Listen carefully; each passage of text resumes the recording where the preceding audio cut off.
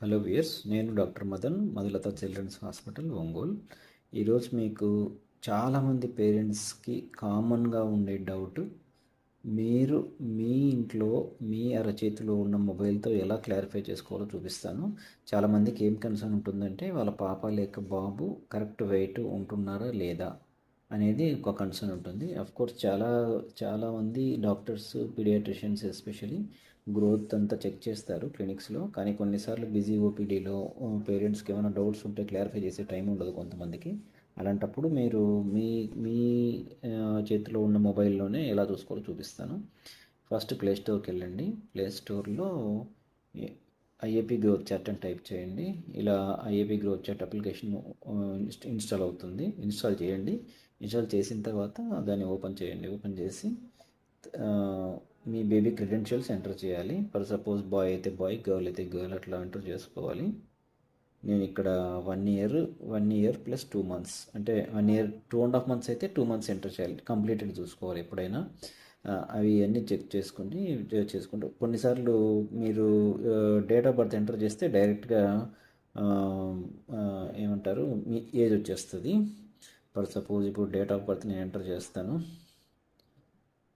09/02/2023.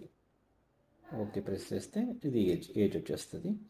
So height మనం ఎంత first wait enter చేస్తాము. ఫర్ సపోజ్ ఒక 15 kgs ఎంటర్ చేసాము. హైట్ 75 cm పెట్టాము.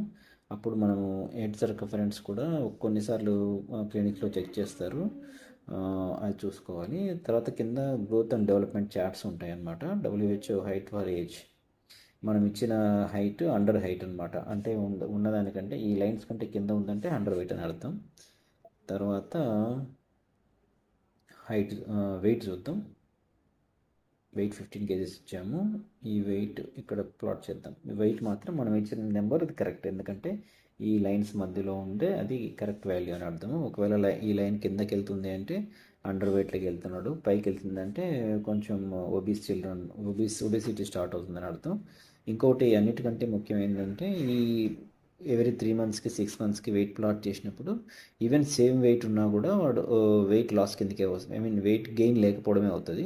సేమ్ వెయిట్ ఉన్నాడంటే ఒక సెంటైల్ తగ్గిపోతుంది. ఫర్ సపోజ్ ఇక్కడ ఈ ఆరెంజ్ లైన్ మీద ఉన్నాడు, నెక్స్ట్ 3 months తర్వాత సేమ్ వెయిట్ ఉన్నా కూడా వాడు రెడ్ లైన్ కిందకి వచ్చేస్తాడు. సో ఆ నెక్స్ట్ 3 monthsకి మళ్ళీ చూస్తే ఇంకొక లైన్ కిందకి వస్తాడు. అంటే 2 సెంటైల్ డీవియేషన్ ఉందంటే ఖచ్చితంగా some growth related problem or bodily problem ఏదైనా ఉందో అని మనం ముందే